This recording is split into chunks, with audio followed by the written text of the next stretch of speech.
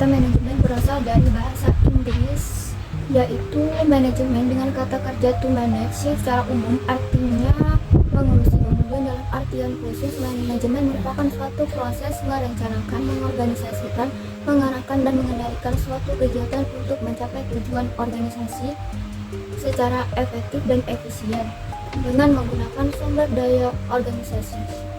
Menurut WHO, rumah sakit merupakan suatu bagian menyeluruh dari organisasi sosial dan medis yang berfungsi untuk memberikan pelayanan kesehatan yang paripurna kepada masyarakat, baik itu dalam bentuk kuratif maupun preventif, di mana pelayanan keluarnya mencakup keluarga dan wilayah rumahnya. Kemudian rumah sakit juga sebagai pusat pelatihan tenaga kesehatan dan untuk penelitian biopsikososioekonomi dan budaya. Selanjutnya, pengertian manajemen rumah sakit. Sebuah koordinasi yang dilakukan dari berbagai sumber daya yang ada melalui proses perencanaan, pengorganisasian, dan adanya kemampuan mengendalikan untuk memperoleh sebuah tujuan. Nah, adapun manajemen lingkungan rumah sakit ini adalah manajemen yang tidak statis melainkan dinamis, sehingga proses adaptasi dan penyesuaian selalu diperlukan ketika terjadi perubahan di rumah sakit, termasuk di dalam sumber daya, proses, dan kegiatan rumah sakit lainnya. Selanjutnya, fungsi manajemen, di mana fungsi manajemen ini ada 4, yaitu fungsi perencanaan, fungsi pengorganisasian, fungsi pergerakan, dan fungsi pengontrolan. Nah, kita akan membahas fungsi perencanaan, di mana fungsi perencanaan ini yaitu sebuah perencanaan yang menyangkut pembuatan keputusan tentang apa yang akan dilakukan ke depannya. Fungsi pengorganisasian di mana sebagai penetapan struktur, peran melalui penentuan aktivitas yang dibutuhkan untuk mencapai tujuan organisasi tersebut. Fungsi pergerakan yaitu di mana sebuah tindakan yang menyebabkan suatu organisasi menjadi berjalan. Nah, fungsi pengontrolan yaitu suatu aktivitas pengukur dan koreksi dari kinerja untuk menjamin bahwa kegiatan yang dilakukan sesuai dengan rencana. Nah, manajemen rumah sakit itu ada tujuannya untuk pengelolaan rumah sakit agar menghasilkan produk jasa atau pelayanan kesehatan yang benar-benar menyentuh kebutuhan dan harapan pasien dari berbagai aspek, menyangkut mutu, baik dari segi medik dan non-medik, jenis pelayanan, prosedur pelayanan, harga dan informasi yang dibutuhkan.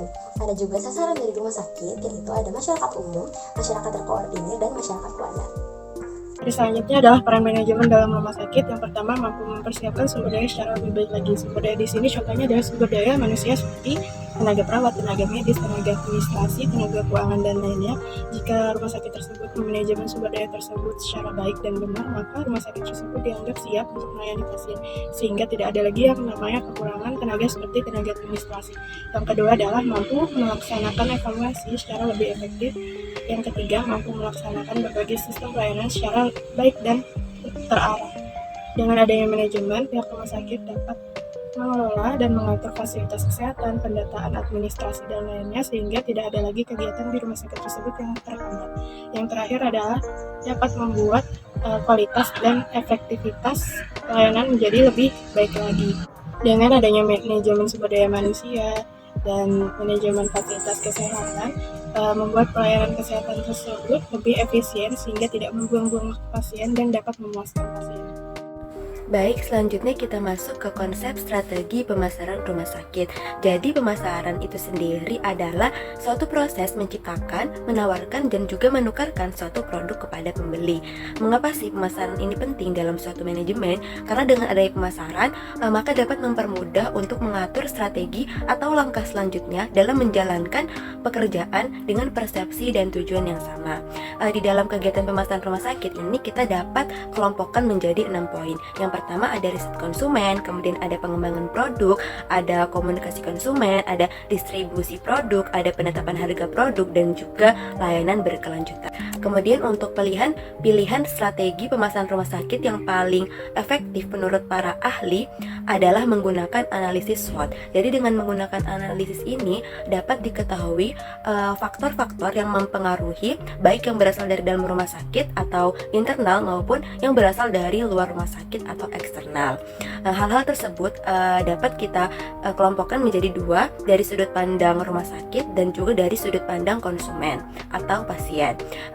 Hal-hal yang kita perlu perhatikan dari sudut pandang rumah sakit adalah tempat yang strategis, produk yang bermutu, harga yang kompetitif, dan juga promosi yang gencar. Sedangkan hal-hal yang perlu kita perhatikan dari sudut pandang pasien atau konsumen, yaitu yang pertama ada kebutuhan dan keinginan pasien, biaya konsumen, kemudian ada kenyamanan pasien, dan juga komunikasi yang baik antara pihak rumah sakit dan pasien.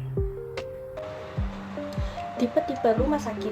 Tipe-tipe rumah sakit ini terbagi menjadi 4, yaitu yang pertama ada rumah sakit tipe A, rumah sakit yang mampu memberikan pelayanan kedokteran spesialis dan subspesialis luas oleh pemerintah.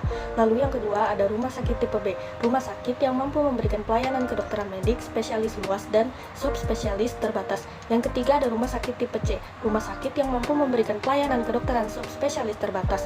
Contohnya disediakan pelayanan penyakit dalam, pelayanan bedah, dan pelayanan kesehatan anak, serta lainnya. Lalu yang terakhir, yang keempat, ada rumah sakit tipe D, rumah sakit yang bersifat transisi karena suatu saat akan ditingkatkan menjadi rumah sakit kelas C. Contoh pelayanan yang disediakan adalah kedokteran umum dan dokter gigi. Masuk ke bagian kesimpulan. Jadi kesimpulannya adalah rumah sakit ternyata mempunyai suatu manajemen. Manajemen ini merupakan suatu koordinasi yang dilakukan oleh seluruh sumber daya yang ada melalui proses perencanaan, pengorganisasian, dan kemampuan mengendalikan untuk memperoleh sebuah tujuan. Tujuan dari manajemen adalah untuk pengelolaan rumah sakit agar menghasilkan produk jasa atau pelayanan kesehatan yang benar-benar menyentuh kebutuhan dan harapan pasien. Peranan dari manajemen di rumah sakit agar membawa suatu perubahan yang lebih baik dan terstruktur. Sekian dari kelompok kami, kurang lebihnya mohon dimaafkan. Wassalamualaikum warahmatullahi wabarakatuh.